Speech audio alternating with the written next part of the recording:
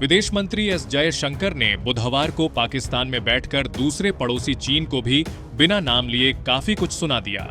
उन्होंने दोनों देशों को एक संदेश देते हुए कहा, इसे क्षेत्रीय अखंडता और संप्रभुता को मान्यता देनी चाहिए। इसे एक तरफा एजेंडे पर नहीं बल्कि वास्तविक साझेदारी पर बनाया जाना चाहिए। एस जयशंकर ने आगे कहा, अगर हम वैश्विक प्रथाओं, खासकर व्यापार और पारगमन को ही चुनेंगे तो यह प्रगति नहीं कर सकता है। उनका यह बयान साफ तौर पर चीन के प्रमुख मुद्दों पर मुखर व्यवहार के बारे में कहा गया। वहीं पाकिस्तान को लेकर जयशंकर ने साफ किया कि अगर सीमा पार की गतिविधियां आतंकवाद, उग्रवाद और अलगाववाद की वजह से होती हैं, तो व्यापार, ऊर्जा और संपर्क जैसे क्षेत्रों में सहयोग के पनपने की संभावना नहीं है।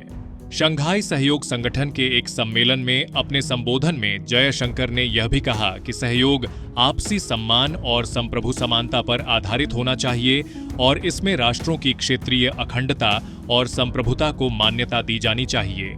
विदेश मंत्री ने इस्लामाबाद में SCO council of heads of government शिखर सम्मेलन में भारतीय प्रतिनिधिमंडल का नेतृत्व किया।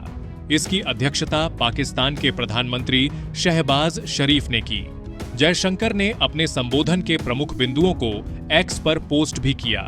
जयशंकर ने कहा कि सहयोग के लिए विश्वास महत्वपूर्ण है और अगर समूह सामूहिक रूप से आगे बढ़ता है तो एससीओ सदस्य राष्ट्रों को काफी फायदा हो सकता है। उन्होंने कहा कि सहयोग आपसी सम्मान और संप्रभु समानता पर आधारित होना चाहिए। उन्होंने कहा, लेकिन सबसे बढ़कर हमारे प्रयास तभी आगे बढ़ेंगे जब चार्टर के प्रति हमारी प्रतिबद्धता दृढ़ रहेगी।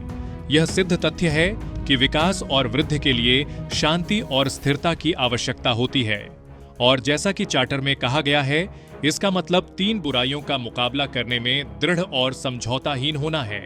एस जयशंकर ने कहा, अगर सीमाओं के पार की गतिविधियों में आतंकवाद, उग्रवाद और अलगाववाद की विशेषता है तो वे समानांतर रूप से व्यापार, ऊर्जा प्रवाह, संपर्क और लोगों के बीच आदान प्रदान को बढ़ावा देने की संभावना नहीं रखते हैं।